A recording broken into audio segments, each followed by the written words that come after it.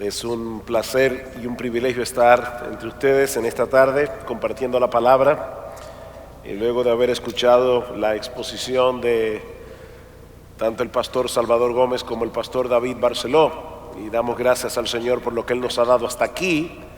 Yo espero que el hecho de haber comido hace como 1 hora y media no estén haciendo la digestión y estén despiertos.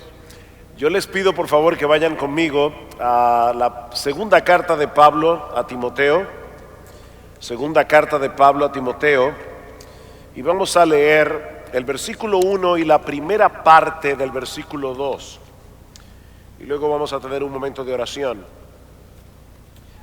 Dice así la palabra del Señor: te encarezco delante de Dios y del Señor Jesucristo, que juzgará a los vivos y a los muertos en su manifestación y en su reino, que prediques la palabra. Vamos a orar. Señor, queremos acercarnos de nuevo delante de ti. No tenemos la menor confianza en nuestra propia capacidad para poder edificar a los hermanos que aquí se encuentran. Necesitamos, oh Señor, la obra de tu Espíritu para que Cristo pueda ser exaltado y nuestras almas puedan ser alimentadas. Padre, nosotros creemos en la obra de tu Espíritu en el corazón de los hombres cuando tu palabra es predicada, y no queremos que esta sea una conferencia más. Necesitamos de tu ayuda, necesitamos que nos visites por tu Espíritu. Límpianos en la sangre de tu Hijo y permítenos exaltar a tu Hijo, porque te lo pedimos en su nombre. Amén. Amén. En el año 1977, y unas poquitas semanas después de mi conversión, tuve la oportunidad de pasar una temporada en la isla de Puerto Rico, y por supuesto el domingo fui a visitar una iglesia. No conocía la iglesia, pero el pastor acababa de llegar esa semana, y por la forma como predicó yo intuyo, supongo que él se encontró con varios problemas cuando regresó de vacaciones o en el viaje en el que estaba. Cuando él anunció el pasaje del que él iba a predicar, yo me sentí sumamente entusiasmado y expectante. El sueño de José en Génesis capítulo 37. Por supuesto, en ese momento yo no tenía ideas muy claras de lo que era la predicación en sentido general, y mucho menos de lo que implicaba predicar de un pasaje del Antiguo Testamento en el contexto de la gran historia redentora. Yo no sabía mucho de lo que era predicación, pero aún así yo sí recuerdo que ese día me sentí sumamente decepcionado al ver lo que este hermano hizo con ese pasaje del libro del Génesis, porque si la memoria no me falla, inmediatamente después de haber leído las Escrituras, él comenzó su mensaje diciendo: anoche yo también tuve un sueño, y yo soñaba que los hermanos de la iglesia se amaban unos a otros. Yo soñaba que los chismes se habían acabado en esta iglesia. Pues él tenía el sueño, ¿verdad?, de lo que era una iglesia ideal, y eso fue lo que soñó la noche anterior.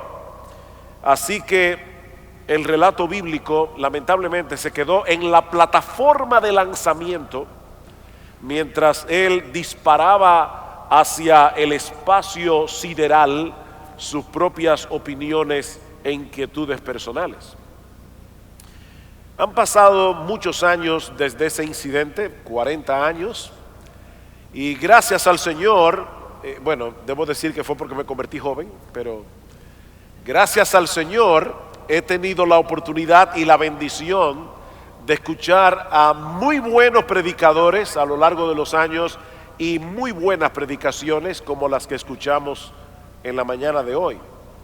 Pero hermanos, debemos reconocer con tristeza que dentro del mundo evangélico este tipo de predicación no es lo que abunda.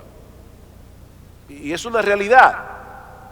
Como también debemos reconocer que muchos que profesan ser cristianos no necesariamente van cada domingo a la iglesia a escuchar ese tipo de predicación, no aprecian ese tipo de predicación en la que el predicador explica lo que el texto realmente dice.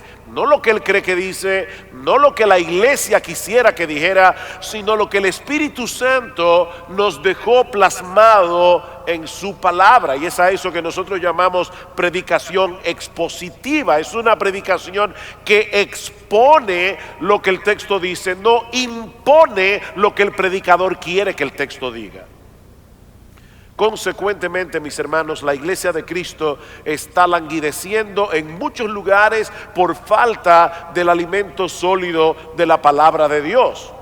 Y lo que yo quiero hacer en esta tarde no solo es presentar una defensa de la predicación expositiva, sino también mostrar la estrecha relación que existe entre esta clase de predicación y el discipulado.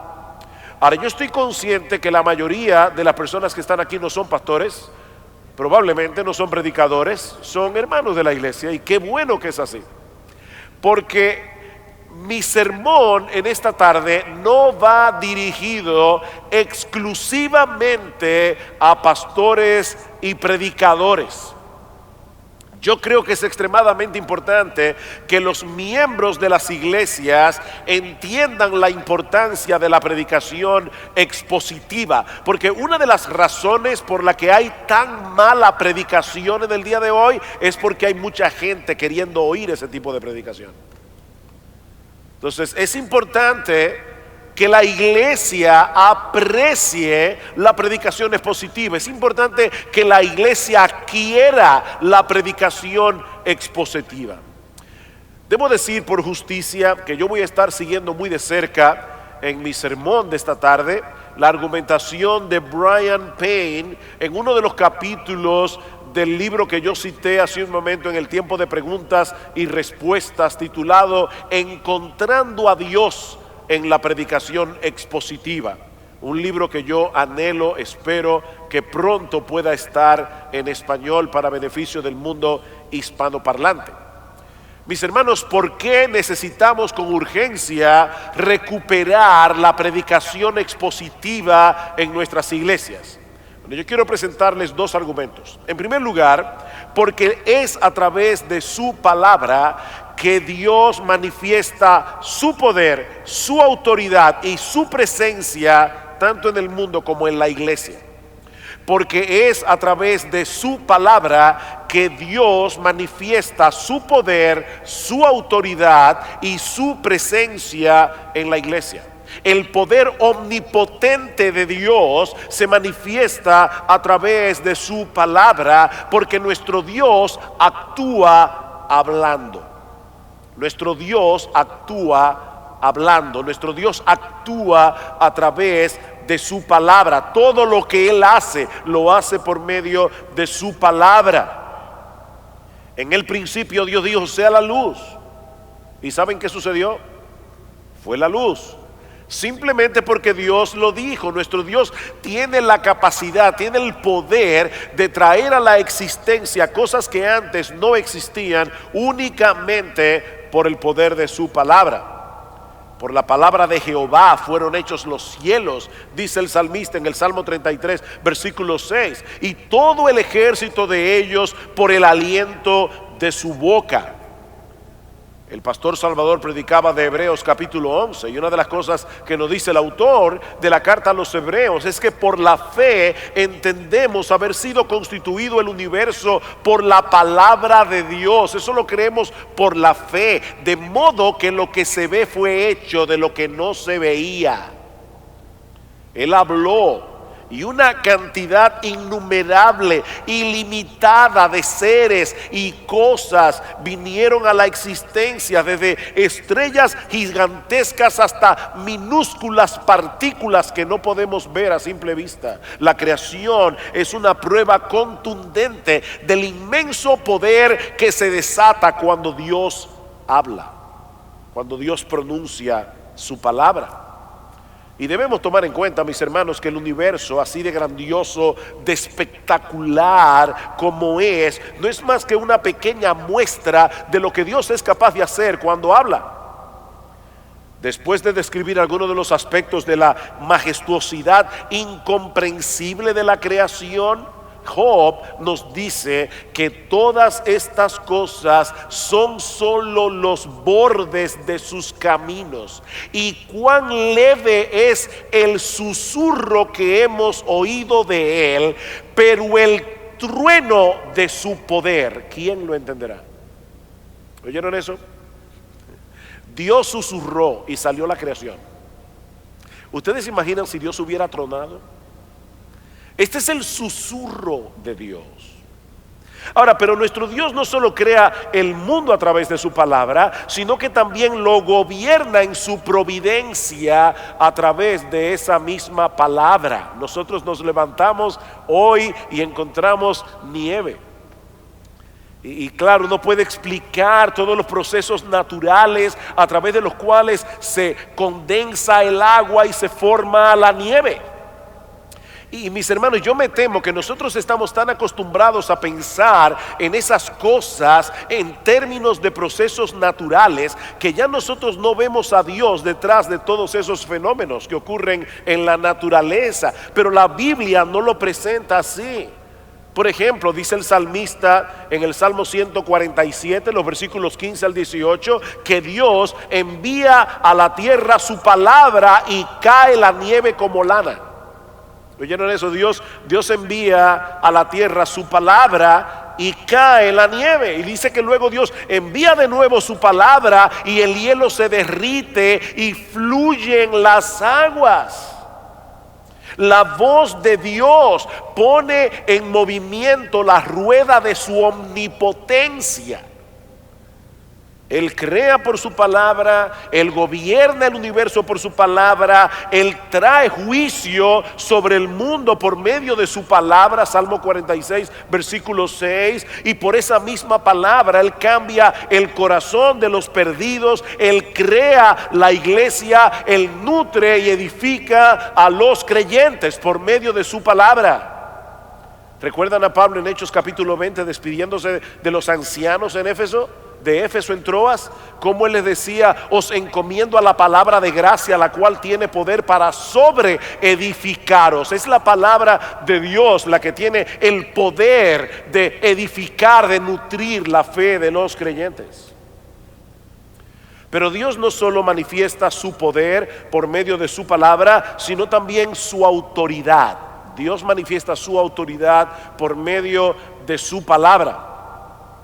Nos sometemos al Señor, ¿saben cómo? Sometiéndonos a su palabra. No a los impulsos que nosotros sentimos en el corazón. Yo creo que Dios puso en mi corazón que yo hiciera esto o aquello. No, mi hermano, ¿qué te dijo Dios en su palabra? Yo me acuerdo cuando yo era un pastor bien jovencito, no tenía todavía la perspicacia ni la prudencia que creo haber adquirido, aunque es un poquito con el paso de los años, pero yo tenía 22 años de edad, estaba comenzando mi ministerio, estaba también recién casado, y me acuerdo que estaba predicando el evangelio en el norte de nuestra isla, y me encontré con una señora que me dijo lo siguiente. Cuando yo comencé a predicarle, me dice: no, mi hijo, yo soy cristiano. Lo que pasa es que yo oía el evangelio, pero no me quería convertir hasta que un día tuve un sueño, y en ese sueño yo me vi a mí misma en el infierno y me convertí. Después no me quería bautizar, pero luego tuve otro sueño, y en ese sueño Dios me dijo que yo tenía que bautizarme y me bauticé. Yo no pude aguantarme, le dije: doña, usted es una señora muy desobediente, porque ya Dios le había dicho en su palabra que se convirtiera, ya Dios le había dicho en su palabra que se bautizara, y tuvo que venir del cielo otra vez a decírselo. Dios nos gobierna a través de su palabra. Nosotros nos sometemos a la autoridad de Dios, sometiéndonos a la palabra de Dios. Porque cuando la palabra de Dios habla, Dios habla. Cuando la palabra de Dios habla, Dios habla. Eso quiere decir, hermanos, que cuando nos rebelamos a la palabra de Dios, en contra de la palabra de Dios, nos estamos rebelando en contra de Dios mismo. Eso fue lo que sucedió en el huerto del Edén. Dios creó al hombre, Dios lo colocó en el huerto del Edén y Dios le dio una orden, Dios le dio un mandato. De todos los árboles del huerto puedes comer, menos de ese. El árbol de la ciencia del bien y del mal. La vida y la muerte de Adán y Eva estaban supeditadas, dependían de su obediencia a la palabra. Y todos sabemos lo que pasó, ¿verdad? Adán y Eva pecaron, desobedecieron a Dios y de ese modo quebrantaron la relación que disfrutaban con el Señor en el huerto del Edén. Y a partir de ese momento su única esperanza era que Dios cumpliera la promesa de su palabra. En Génesis capítulo 3 versículo 15, yo voy a enviar a un redentor nacido de mujer que luego resultaría ser ¿quién? La palabra encarnada. ¿Quién es el redentor? El redentor es la palabra. En el principio era el verbo y el verbo era con Dios y el verbo era Dios. Versículo 14, y ese verbo se hizo carne y habitó entre nosotros y vimos su gloria, gloria como del unigénito del Padre, lleno de gracia y de verdad. Así que Dios en el principio le da al hombre una promesa por su palabra y luego cumple esa promesa al enviar su palabra encarnada. Y a través de todo el Antiguo Testamento, Dios habló con autoridad a través de los profetas. Pero el Señor Jesucristo es la palabra final de Dios. Él es el intérprete final del Padre. Él es la palabra final del Padre. Hebreos capítulo 1. Dios, habiendo hablado muchas veces y de muchas maneras a los padres por los profetas, en estos postreros días nos ha hablado por el Hijo. Y lo que dice el texto original en el griego es: Dios nos ha hablado en Hijo. Yo sé que muchos de ustedes que vinieron a Estados Unidos han pasado tal vez por esta experiencia. Cuando llegaron aquí, ustedes hablan perfectamente el español, pero sus hijos pequeños que comenzaron a criarse en esta cultura ya no hablan tan bien el español. Y créanme, lamentablemente es muy probable que los hijos de vuestros hijos ya ni hablen español.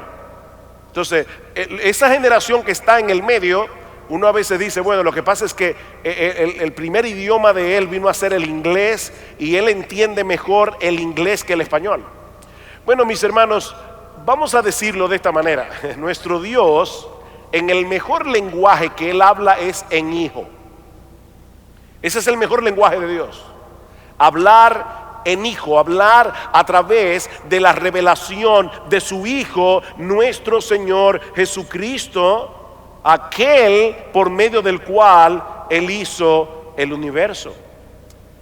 Es por eso que en el Nuevo Testamento el criterio por el que se evalúa la genuinidad de nuestro discipulado, ¿cuál es? Creer y obedecer las palabras de Jesús. Dijo entonces Jesús a los judíos que habían creído en él: si vosotros permaneciereis en mi palabra, seréis verdaderamente mis discípulos. Juan capítulo 8 versículo 31, las palabras de Jesús. Y luego dice más adelante en Juan capítulo 12: al que oye mis palabras y no las guarda, yo no le juzgo, porque yo no he venido a juzgar al mundo, sino a salvar al mundo. El que me rechaza y no recibe mis palabras, tiene quien le juzgue. La palabra que he hablado, ella le juzgará en el día postrero. porque yo no he hablado por mi propia cuenta. El Padre que me envió, Él me dio mandamiento de lo que he de decir y de lo que he de hablar, y sé que su mandamiento es vida eterna.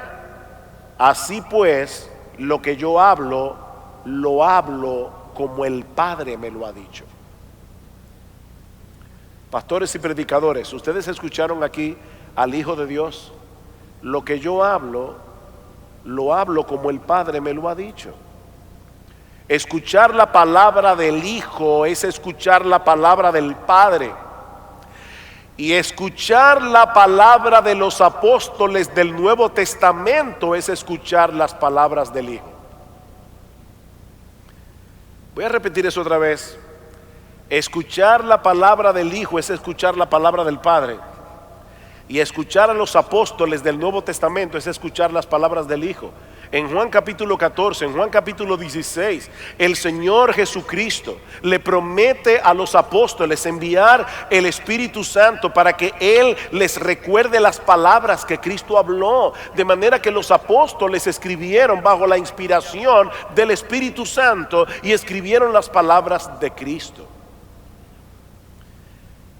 Mis hermanos, nosotros somos una iglesia apostólica. La verdadera iglesia de Cristo es una iglesia apostólica.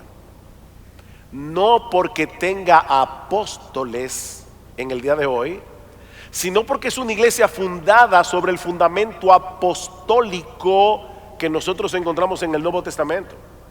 Efesios capítulo 2, versículo 19 al 20, Pablo compara la iglesia con un edificio y dice que ese edificio, la piedra principal es Jesús, pero los apóstoles pusieron el fundamento. Así que escuchar el Nuevo Testamento es escuchar la palabra apostólica de Jesús. Pero Dios no solamente manifiesta su poder, manifiesta su autoridad a través de su palabra, sino también su presencia personal. Dios manifiesta su presencia personal a través de su palabra. Es por eso que en la Biblia se equipara la presencia de Dios con la presencia de su palabra. Por ejemplo, en Deuteronomio capítulo 4, versículo 7, dice que Dios es un Dios cercano a Israel. Dice, ¿qué nación hay en el mundo que tenga un Dios cercano como lo tienen ustedes? Yo soy un Dios cercano. Sin embargo, en Deuteronomio capítulo 30, versículos 11 al 14, se afirma eso mismo casi en los mismos términos, pero diciendo esta vez que la palabra de Dios está cerca de Israel. Dios está cerca de Israel porque su palabra estaba cerca de Israel. Ahora, ¿saben lo fascinante de ese texto? Pablo lo cita en Romanos capítulo 10 para referirse a la palabra de Jesús o a la cercanía de Jesús por la palabra. ¿Recuerdan en Romanos capítulo 10 dice, no está lejos de tu corazón la palabra de fe que habéis oído acerca de Jesús? De manera, mis hermanos, que Dios está cerca, la palabra de Dios está cerca, Jesús está cerca por medio de su palabra, y eso tiene implicaciones en el día de hoy. ¿Saben lo que eso significa? Que Dios está presente donde está su palabra. Nosotros podemos hacer 1000 cosas en nuestros servicios de adoración para hacer que las personas experimenten a Dios. Pero déjenme decir esto con toda la claridad de la que yo soy capaz, mis hermanos, en un servicio de adoración donde la palabra de Dios no es central, Dios tampoco lo es. No importa que las personas sientan cosas espectaculares en ese servicio de adoración, esas cosas se pueden manipular. Pero donde la palabra de Dios no es central, Dios no lo es tampoco. Donde no está la palabra de Dios, Dios tampoco está. Porque Dios manifiesta su presencia especial a través de su palabra. Yo estoy seguro que muchos de ustedes pueden citar de memoria Hebreos capítulo 4, versículo 12. No voy a hacer el ejercicio ahora, pero ¿qué dice Hebreos 4:12? La palabra de Dios es que ¿Están dormidos? Pero digan, no sean tímidos. Que la gente que está viendo esto por internet sepa que hay gente aquí. La palabra de Dios es viva y eficaz. ¿Y qué hace esa palabra de Dios viva y eficaz? Que discierne, dice que parte las coyunturas y los tuétanos, y discierne ¿qué? No los oigo. Ok, los pensamientos del corazón. ¿Alguien recuerda qué dice el versículo 13? Y no hay nada que esté oculto de su presencia. No, todas las cosas están desnudas y abiertas a los ojos de aquel a quien tenemos que dar cuenta. Entonces déjenme hacerles una pregunta. ¿Quién es entonces el que discierne los pensamientos y las intenciones del corazón? ¿Es Dios o es su palabra? ¿Es Dios o es su palabra? Porque en el versículo 12 dice la palabra de Dios discierne los pensamientos y las intenciones del corazón. En el versículo 13 dice que todas las cosas están desnudas y abiertas a los ojos de aquel a quien tenemos que dar cuenta. Entonces, por fin, ¿quién es que discierne los pensamientos y las intenciones del corazón? ¿Dios o la palabra? Sí, Dios por su palabra. Es que no podemos diferenciar a Dios de su palabra, hermanos. No podemos distinguir a Dios de su diferenciar, no distinguir. No podemos diferenciar a Dios de su palabra. Está la identificación de Dios con su palabra, que la Biblia se presenta a sí misma con los mismos atributos que posee Dios. ¿Se han dado cuenta de eso? La palabra de Dios es justa. Salmo 119, 7. La palabra de Dios es fiel. Salmo 119, 140. La palabra de Dios es verdad. Salmo 119, versículo 142. La palabra de Dios es eterna. Salmo 119, versículo 89. La palabra de Dios es omnipotente. Isaías capítulo 55, versículo 11. La palabra de Dios es perfecta. Salmo 19, 7. La palabra de Dios es santa. Segunda Timoteo capítulo 3, versículo 15. Pablo habla de las sagradas escrituras. ¿Se dan cuenta, hermanos? La palabra de Dios tiene los mismos atributos de Dios. Ahora yo quiero hacerles una pregunta. Si es a través de su palabra que Dios manifiesta su poder, su autoridad y su presencia, ¿de qué otra manera nosotros pudiéramos ejercer una mayor influencia a través de nuestros ministerios si no es exponiendo fielmente esa palabra, que es viva y eficaz? Yo estoy viendo actualmente un documental sobre la Segunda Guerra Mundial. Y una de las cosas que uno ve en ese documental, son varios episodios, una de las cosas que uno ve era el afán que tenía cada una de las potencias que estuvieron involucradas en el conflicto bélico, ¿verdad? Alemania, Gran Bretaña, Francia, Italia, Japón, Estados Unidos, cuando invadieron Pearl Harbor. Una de las cosas que uno ve era la importancia de tener armamentos poderosos. El que tuviera los mejores juguetes gana o ganaba. Hermanos, nosotros tenemos el armamento más poderoso que alguna vez un ser humano haya podido concebir. Pero lamentablemente a veces nos enfrentamos al enemigo con un tirapiedra. Equiparar tus opiniones personales o la de un predicador con la palabra de Dios es tener un tanque de guerra a nuestra disposición y enfrentar al enemigo con un tirapiedra. Nosotros tenemos una palabra poderosa, una palabra todopoderosa, y no es tu palabra ni la mía, es la palabra de Dios. Es la palabra de Dios. Por lo tanto, hermanos, ¿qué debemos hacer? Nosotros debemos dejar oír esa palabra a través de nuestra predicación. Nosotros debemos dejar que el texto hable en su contexto, porque Dios obra a través de su palabra, no a través de las opiniones del predicador. Ahora, esto no es una mera inferencia, el hecho de que, ya que la Biblia es el instrumento a través del cual Dios manifiesta su poder, su autoridad, su presencia, entonces por eso debemos predicar la palabra. No, es que en el texto que leímos en la segunda carta a Timoteo, Dios lo ordena explícitamente. Y este es mi segundo argumento. ¿Por qué debemos recuperar con urgencia la predicación expositiva? Bueno, en primer lugar, por lo que la palabra de Dios es a través de su palabra que Dios manifiesta su poder, su autoridad y su presencia. Pero en segundo lugar, porque Dios explícitamente nos ordena que prediquemos su palabra. Y ahora yo les pido que vayan conmigo a 2 Timoteo capítulo 3. 2 Timoteo capítulo 3. Como ustedes saben, 2 Timoteo fue la última carta que Pablo escribió, estando a punto de ser martirizado en Roma. De manera que esta carta es algo así como su testamento espiritual. Ese es el legado que él estaba dejando en manos de su hijo en la fe, sabiendo de antemano que Timoteo iba a tener que enfrentar muchas dificultades. Noten lo que dice el versículo 1. También debes saber esto, que en los postreros días vendrán tiempos peligrosos.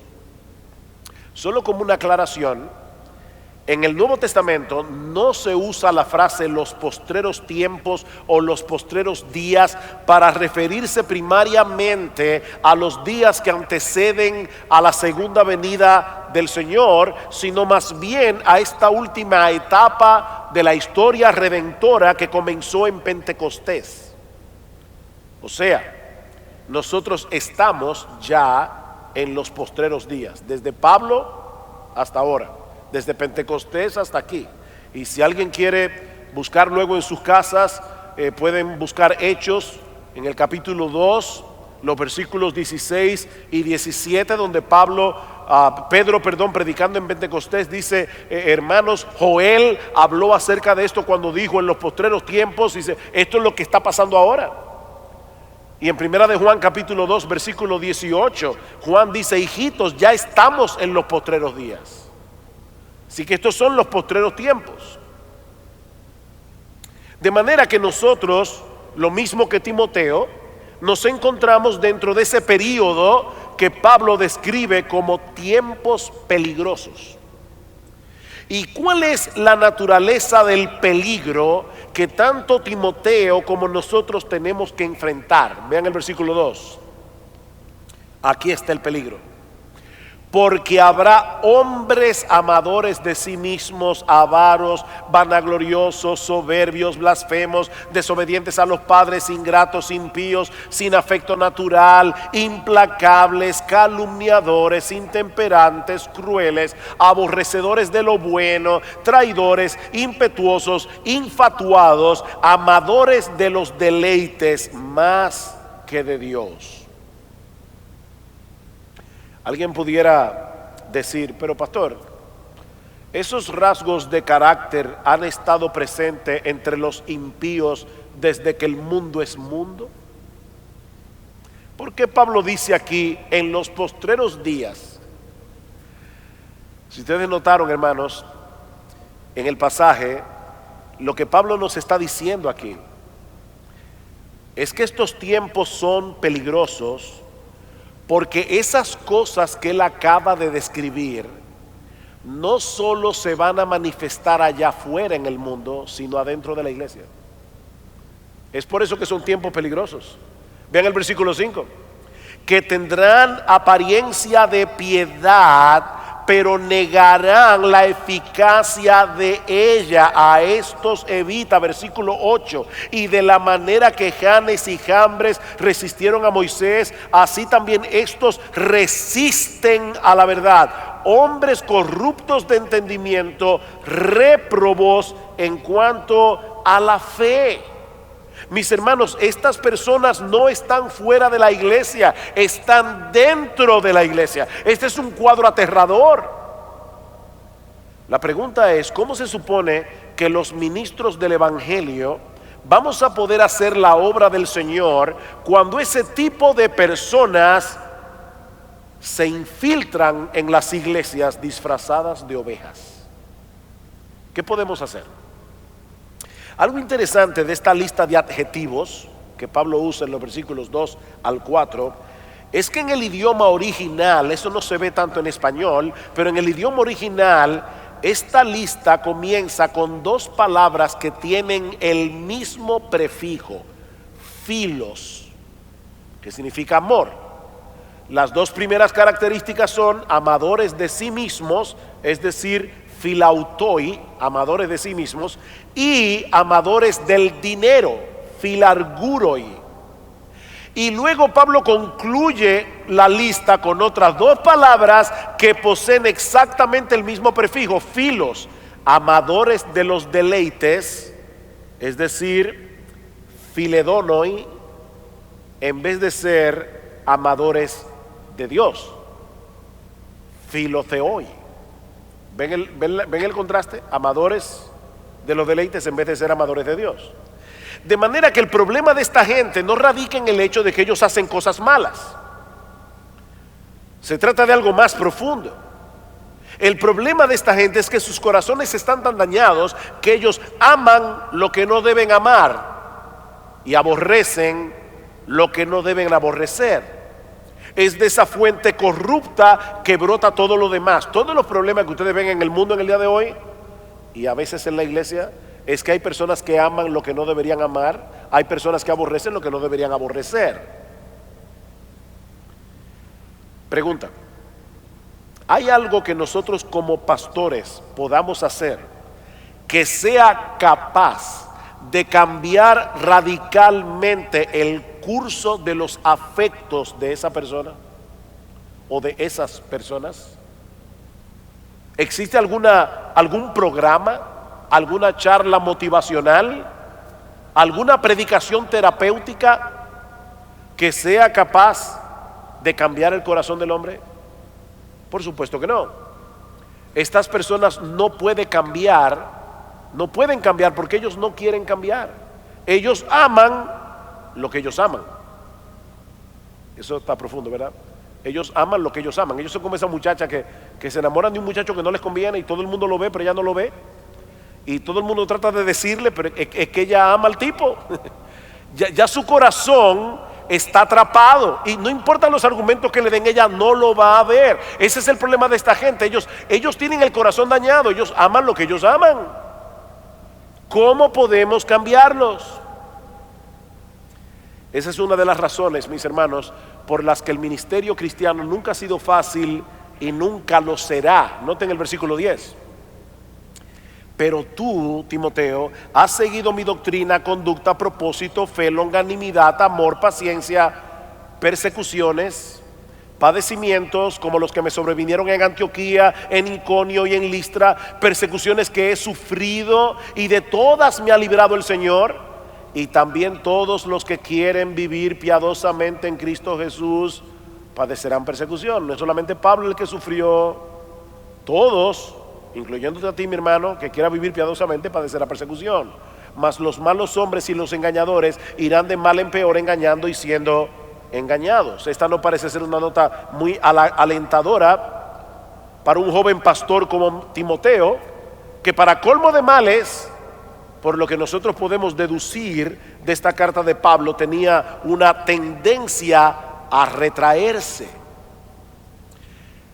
Mis hermanos, ¿qué consejo podemos darle a un pastor como Timoteo para lidiar con estos problemas, con estas dificultades que nosotros tenemos que enfrentar en un mundo dañado como este, para poder ser eficaces en nuestros ministerios?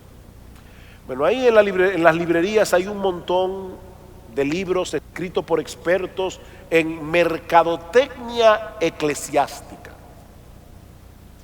que les van a decir cosas como estas. Nosotros debemos ser innovadores.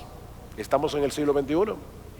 Debemos hacer el esfuerzo de que la iglesia no se vea muy diferente al mundo que la rodea, para no amedrentar a los incrédulos, para que se sientan lo más cómodo posible dentro de nosotros. Si quieren ser relevantes a la cultura, a nuestro alrededor, van a tener que adaptarse a los tiempos. El hombre del siglo XXI es muy diferente al hombre de los siglos que nos han precedido. Así que tenemos que ser creativos, ¿verdad? Y tratar de alcanzarlos con el Evangelio, pero de otra forma. Eso no es lo que Pablo le dice a Timoteo. Alguien dijo, oigan esto, hermanos, la forma más eficaz de alcanzar al mundo con el Evangelio no es proveyendo a las personas las mismas cosas que ellos ya tienen en el mundo. ¿Oyeron eso? Es proveyéndoles algo que ellos no pueden obtener en el mundo. Una alternativa que no se encuentra en el mundo. ¿Saben cuál es? El poder omnipotente de la palabra de Dios. Versículo 14. Pero persiste tú en lo que has aprendido y te persuadiste. Versículo 13. Los malos hombres y los engañadores irán de mal en peor, engañando y siendo engañados. Timoteo, eso es lo que le va a pasar a estas personas, pero tú persiste en lo que has aprendido y te persuadiste, sabiendo de quién has aprendido y que desde la niñez has sabido las sagradas escrituras, las cuales te pueden hacer sabio para la salvación por la fe que es en Cristo Jesús. Toda la escritura es inspirada por Dios y útil para enseñar, para redarguir, para corregir, para instruir en justicia, a fin de que el hombre de Dios sea perfecto, enteramente preparado para toda buena obra. Timoteo, vendrán tiempos malos, vendrán hombres malos, engañadores que irán de mal en peor, engañando y siendo engañados. Pero en lo que respecta a ti, mantente firme. No te apartes de las convicciones doctrinales que hasta ahora te han dominado con respecto a la palabra de Dios. Timoteo sigue predicando la palabra. ¿Sabes por qué? En primer lugar, porque solo las sagradas escrituras tienen la capacidad de hacerte sabio para la salvación por la fe que es en Cristo Jesús. Ningún otro libro del mundo puede hacer eso, solamente la Biblia. La ley de Jehová es perfecta, que convierte el alma. ¿Tú todavía crees que esa declaración está vigente? ¿Que la palabra de Dios convierte el alma? Entonces predica la palabra. En segundo lugar, Pablo dice a Timoteo, mantente firme en esa palabra por el origen de la palabra. Es la palabra de Dios. Es la palabra de Dios, es la palabra inspirada de Dios. Lo que nosotros tenemos en este libro no es algo que Dios habló hace miles de años, es lo que Dios sigue hablando hoy a través de su palabra. Pero en tercer lugar, porque la escritura, dice Pablo, es suficiente para llevar a cabo el propósito para el cual Dios la inspiró. Dice la escritura, es inspirada por Dios y es útil para enseñar, para redarguir, para corregir, para instruir en justicia, a fin de que el hombre de Dios sea perfecto. En otras palabras, Timoteo, todo lo que tú necesitas para tu madurez espiritual está en la Biblia, pero también todo lo que tú necesitas para hacer la obra del ministerio, Timoteo, está en la Biblia. Para toda obra buena está en la Biblia. ¿Qué debemos hacer nosotros los pastores entonces? Versículo 1 del capítulo 4.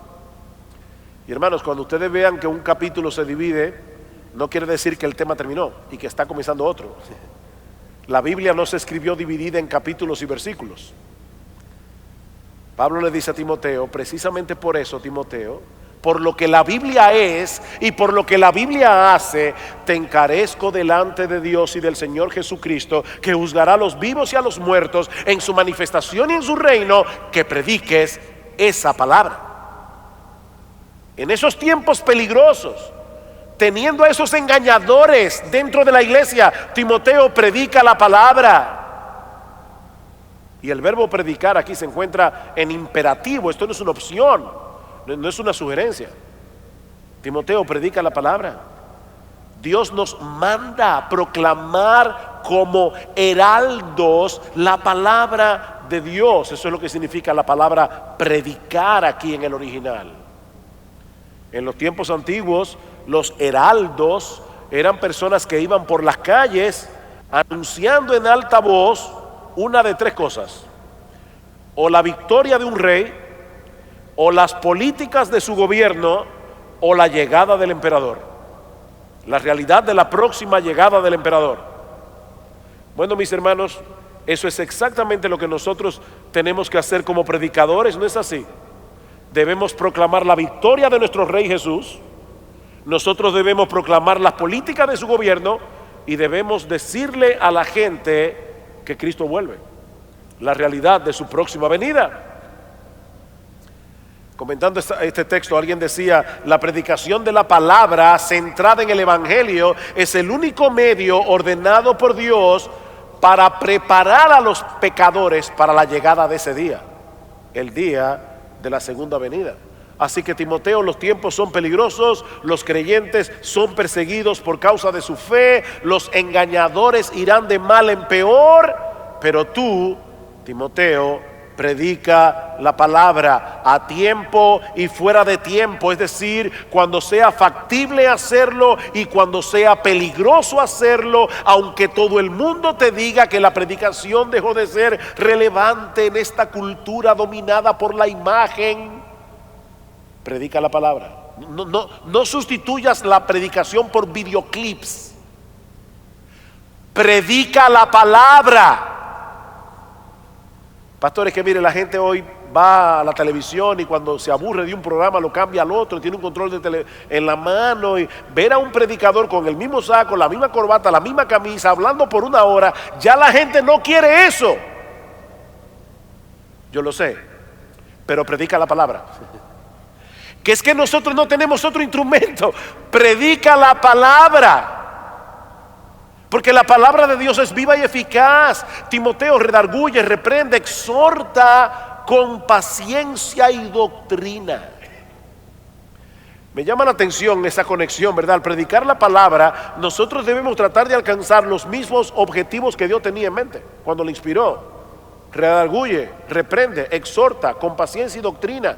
¿Qué es lo que hace la palabra? Es útil para enseñar, para redarguir, para corregir, para instruir en justicia. Bueno, si la palabra de Dios es útil para eso, Timoteo, predica la palabra con ese objetivo. Redarguye, reprende, exhorta, enseña. Pero hazlo con paciencia. Hazlo con paciencia. Primero, porque los cambios no se producen de la noche a la mañana. Si yo pudiera describir mi iglesia ideal, uno de los aspectos que tendría mi iglesia ideal es que uno predica acerca del chisme y ya se acaba el chisme en la iglesia. Uno predica acerca del amor y todo el mundo se ama. Uno predica acerca de las ofrendas y todo el mundo es fiel ofrendando. Esa es mi iglesia ideal. Pero esa iglesia no existe en la tierra. Los cambios no se producen de la noche a la mañana. Así que, mi hermano, si tú estás predicando en tu iglesia y dices: pastores, que mire, yo llevo ya 10 años ministrando, yo parece que tengo que buscar otro método porque como que no funciona. Paciencia y doctrina. Paciencia y doctrina. Ahora, hay otra razón por la que Pablo le dice con paciencia y doctrina, y es porque Pablo dice: va a venir un tiempo en que la gente no va a querer oír la sana doctrina. Versículo 3: vendrá tiempo cuando no sufrirán la sana doctrina, sino que teniendo comezón de oír, se amontonarán maestros conforme a sus concupiscencias, y apartarán de la verdad el oído y se volverán a las fábulas. Como dice Hendriksen, el anhelo de esta gente es tener maestros que se adapten a sus propios caprichos o a sus gustos pervertidos. Pero ¿qué debía hacer Timoteo? Predicar la palabra. Versículo 5: pero tú, otra vez, hay 4 pero tú en este pasaje. 2 Timoteo 3 y 4. 4 pero tú. Esto es lo que está pasando en el mundo, esto es lo que van a hacer los falsos maestros, esto es lo que va a pasar aún en la iglesia, pero tú, predica la palabra. Pero tú, sé sobrio en todo. Muchos no van a querer escuchar a un hombre de Dios exponiendo las escrituras fielmente. Pero a pesar de eso, Timoteo, sé sobrio, mantente en tu sano juicio. No te dejes arrastrar por el deseo de muchos que visitan las iglesias cada semana esperando ver y escuchar cosas sensacionales y extravagantes. Sé sobrio. Soporta las aflicciones. Recuerda que todos los que quieran vivir piadosamente en Cristo Jesús padecerán persecución, incluyendo los que quieran predicar fielmente la palabra. Así que Timoteo, predica la palabra y espera persecución. Predica la palabra, pero aprende a soportar las persecuciones. Haz obra de evangelista en la iglesia y fuera de ella. Comparte el evangelio a los perdidos. El evangelio revelado ¿dónde? En la palabra. Es ella que te puede hacer sabio por la fe, para la salvación por la fe que es en Cristo Jesús. Predica la palabra. Cumple tu ministerio.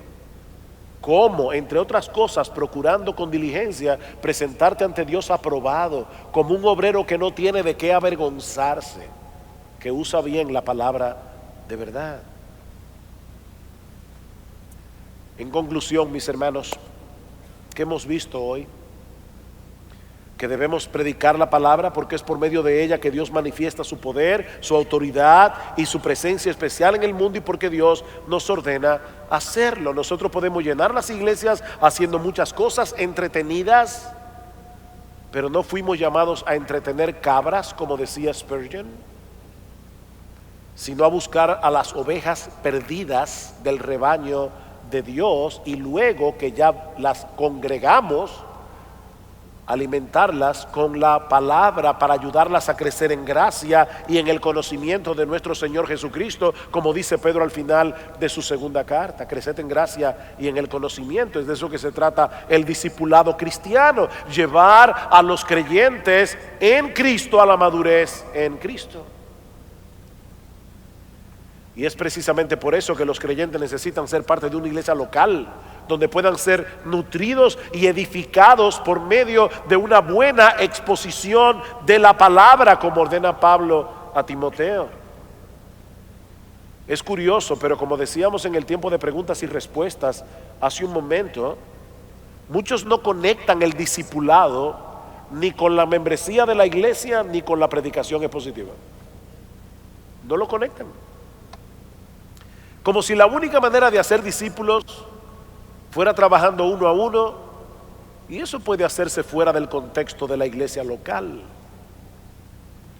Pero mis hermanos, el discipulado es presentado en la Biblia como el crecimiento orgánico de todos los miembros del cuerpo. Busquen Efesios capítulo 4, lean los versículos 1 al 16. No voy a buscarlo ahora, pero Pablo dice: yo he dado pastores y maestros, ¿para qué? Para que equipen a los santos, para que los santos hagan la obra del ministerio, para que todos crezcamos, todos juntos crezcamos a la estatura del varón perfecto, que es nuestro Señor Jesucristo. Y uno de los instrumentos principales que Dios usa para darle crecimiento a ese cuerpo es la predicación expositiva de la palabra. Es la predicación de la palabra.